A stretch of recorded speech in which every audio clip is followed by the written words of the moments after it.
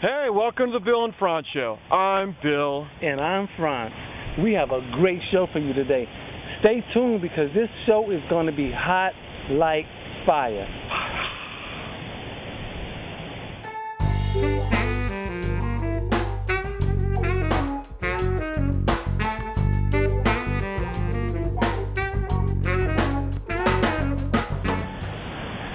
Welcome back. Bill, what's up, man? What's on your mind? This week's been a big week in politics, right? You must have heard the name Todd Akin a little bit in the news. Yes, I have. Todd Akin of the great state of Missouri.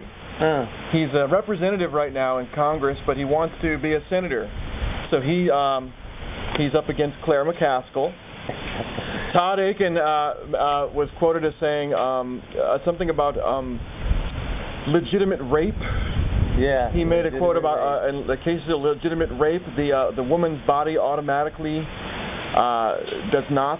It's almost like he says the body shuts down when a woman's getting raped, basically, where she cannot get pregnant.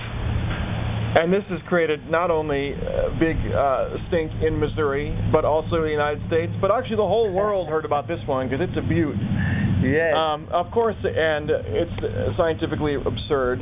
So anyway, he apologized for. He didn't apologize for the whole statement. He thinks that the problem was the qualifying of the word legitimate as for a form of rape, because later on he backed up and said, well, rape is rape and things like that. But he basically still feels that he's still anti-choice or anti-abortion about everything, and hey, like I said, Todd Akin is our clown. The Republicans of Missouri chose him in their primary to represent. Now Claire McCaskill, who is presently one of the senators, the seat that he's trying to take her seat. Yeah. And she's like, well, I totally sympathize with Todd Akin, because after all, the party wants to get rid of him, but oh my goodness, the people of Missouri did choose him, so it would be really wrong to take him off the ticket. Right. And that just cracks me up because obviously it's so. Right. It's a kind of a pseudo-populism, but at the same time she's doing a clever thing of like making fun of the Republicans who chose him in, but then it's like, well, he does represent the party with that crazy, stupid stuff. Right. But you know what? Claire has a point. The whole party is a little off, They are. I mean, man, I'm not trying to dog the Republican Party simply because if they had better ideas, if they had better anything, you know what I'm saying, I might roll with them. You know what I'm saying? It's just that, but collectively as a whole, they're a bunch of circus clowns. and I'm like, and these guys went to Ivy League colleges? No, they're of the people. And the top of the land, and this is how you run the country, this is how you think. I mean, it's amazing. Well, one of the things is that the rest of the Republican Party is trying to distance themselves from him. Right. Because they're like, they're officially like, that's too much, but Akin is presently on the science board of the House of Representatives, so he's talking this crazy science stuff or totally non-science when he's on the board of science. Come on! Right. Hey, but man, you have to just look at it for what it is. That's what the Republicans do. They do it well. So do the Democrats. So they both all kind of get in that shade of gray. But the Republicans have no problem crossing the shade of gray into the area of wrong. Often, I would say that the Democratic Party works a little hard to try to adhere to the idea of science versus baseless convictions. But some other interesting things is you may have heard, Ryan, the new VP candidate, he and Todd Akin tried to sponsor a bill a little while ago that redefined rape, an abortion bill that redefined rape as forcible rape. Okay. And if you think about that, then Paul Ryan was then questioned on about how do you distinguish between rape and forcible rape? And he totally backpedaled and was like, no, rape is rape. But the thing is, you went out of your way to redefine to make a difference. So just saying rape is pretty darn insincere. Hypocrite! That slipped out just, I'm sorry, America. I'm sorry. Romney and Akin are actually pretty different because Romney's more middle of the road and Akin's much crazier. Yeah. Paul Ryan opposes abortions even in the case of rape and incest. Right. And Paul Ryan, I don't know what his problem is. And he's talking to you with these words like America, unity, and he just seems to be the evil Mr. Rogers where he's just talking, but he's talking out the side of his neck. So, I don't know. But Akin, like I said, I have to repeat this again, man. I got to repeat this again. Akin, our state clown, and you're a national idiot. I'm sorry, Ty. I just have to keep it real, bro. You were tripping. Okay, just one more thing. Akin is also supporting a bill that will cut school lunch plans for poor people. Just a little P.S. there for you. I'm speechless. Break time? Yeah, break time. Break time. See you soon.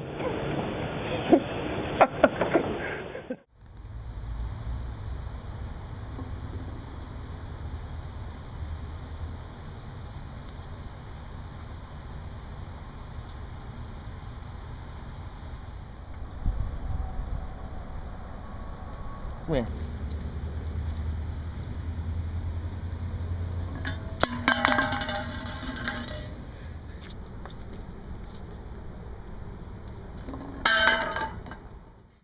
Hey, welcome back to the Bill and Frantz Show. Frantz, what's on your mind? What's on my mind? Lance Armstrong. Lance Armstrong? Armstrong. Man, Lance. Greatest American hero? Greatest American hero liar. Oh. Well, that's what they're saying. Alleged liar. Alleged liar, you know what I'm saying? But I guess the headline really is about Lance giving up on the fight. The fight. He's been accused of juicing, and he won a zillion races, and now they're saying it was all bogus because he was juiced up the whole way. And he's been fighting it for years, and he's decided, I'm giving up the fight. Kind of like no contest in court. Right, yeah. He was juiced up. You see how I did that? That's juice. He was juicing up. But, get that. But these are all alleged allegations. You know? So, how do we judge Lance?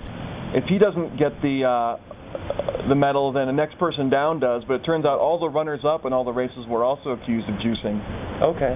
So we had this idea. Well, if you disregard the numbers and say, maybe a world record was broken, maybe it wasn't. I don't know. But still, if everybody was juiced, then it's still an even playing field, right? And he still won. Right. So that's kind of silly, though. Yeah, but you know what? It makes sense. It makes sense. Everybody's juiced.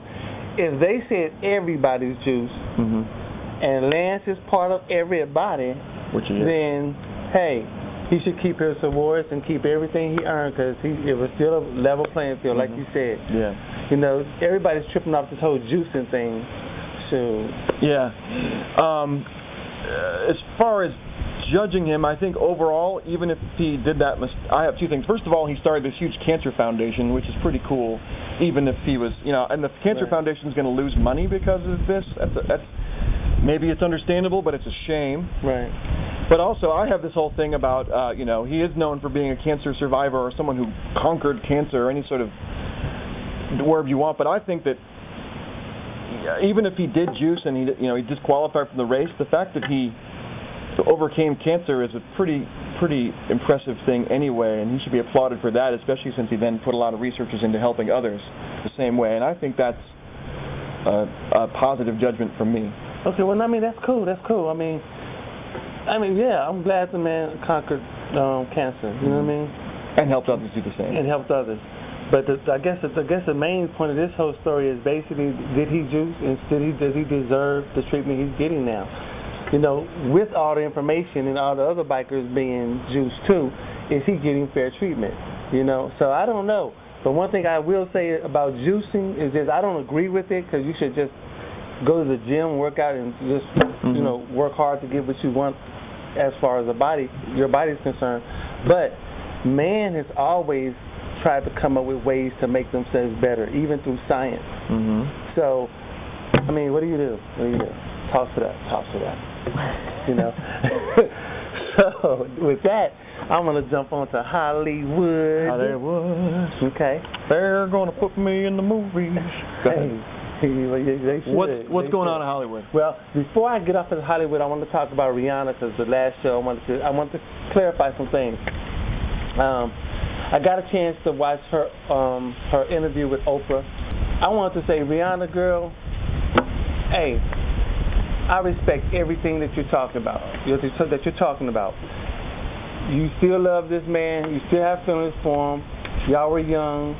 Hopefully y'all can build this thing back up, but I got your back. I'm glad that you just came out. I've never seen anybody just come out and pour raw feelings like that into an interview and over somebody who abused her, you know what I'm saying, and still loves this person.